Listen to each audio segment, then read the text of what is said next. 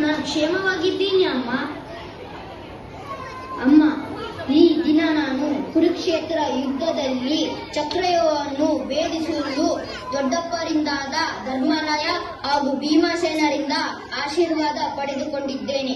ನೀನು ನನ್ನನ್ನು ಅರಸಿ ಕಳಿಸಿಕೊಡಮ್ಮ.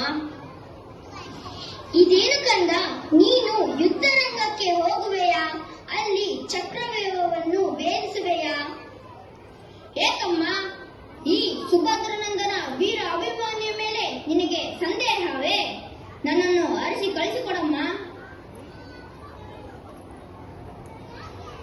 ಆಗಲಿ ಕುಮಾರ, ಶ್ರೀಕೃಷ್ಣ ಪರಮಾತ್ಮನ ಕೃಪೆ, ತಂದೆಯ ಶೌರ್ಯ ನಿನ್ನಲ್ಲಿರುವಾಗ ಸಂದೇಹದ ಮಾತೇ ಇಲ್ಲ. ಜಯಶಾಲಿಯಾಗಿ ಬಾ ಮಗನೇ, ಹೋಗಿ ಬಾ, ನಿನಗೆ ಮಂಗಳವಾಗಲಿ.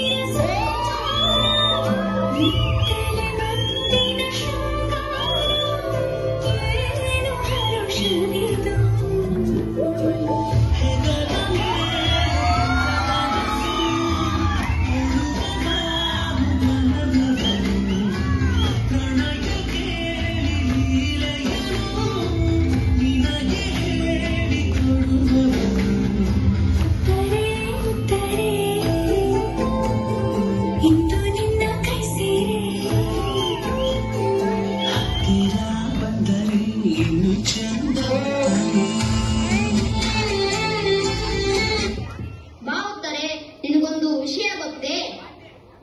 ಏನು ಪ್ರಾಣಕಾಂತ? ನಾನು ಯುದ್ಧರಂಗಕ್ಕೆ ಹೋಗುವ ವಿಷಯ ನಿನಗೆ ತಿಳಿವಿಲ್ಲವೇ?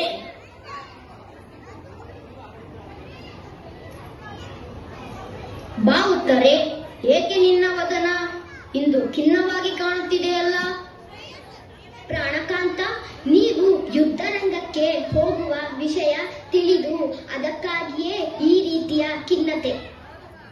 ಚಿಂತಿಸಬೇಡ ಉತ್ತರೆ, ನಾನು ಈ ಯುದ್ಧದಲ್ಲಿ ಜಯಶಾಲಿಯಾಗಿ ಹಿಂದಿರುಗುತ್ತೇನೆ. ಧೈರ್ಯದಿಂದ ನಗುಮುಖದಿಂದ ನನ್ನನ್ನು ಕಳಿಸಿಕೊಡು.